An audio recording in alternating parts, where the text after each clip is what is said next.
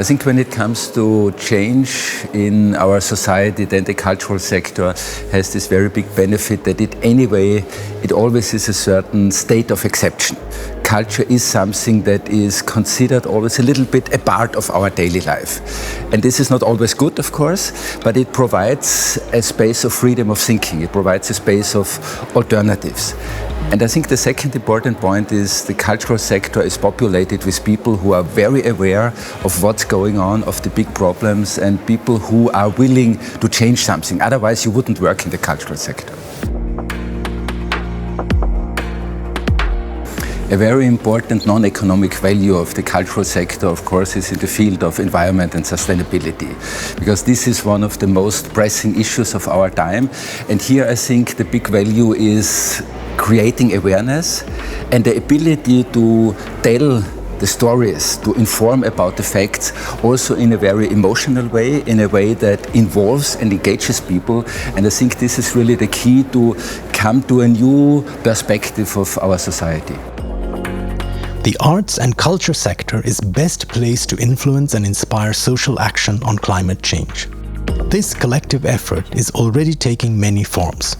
Organizations are collaborating, forming partnerships, nurturing alliances, building leadership and skills, programs and projects, or adapting their approaches in alignment with present and forthcoming climate challenges. Yeah, understanding that this is not something for tomorrow, this is something for today, and understand that you're doing this for the good of everyone. They're also sharing common goals, resources, and tools throughout the sector.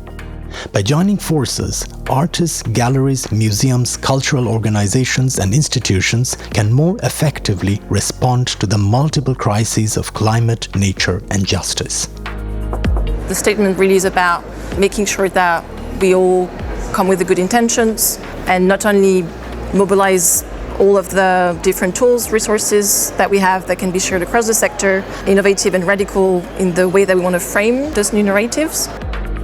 Additionally, to build a more empathetic relationship with nature, cultural organizations must act as innovative and radical leaders. It's also about, of course, educating their public, making sure that those values are being spread as wide as possible through exhibitions, events, different kind of projects. They must become the voices of activists, scientists, artists, and local communities who are engaged with the current state of our climate, ecology, and society. They can play a vital role in reshaping our environmental policies, in reducing our energy consumption, and in bringing down our global CO2 emissions. Radically fresh frameworks and narratives need to be developed for the cultural sector to take such actions.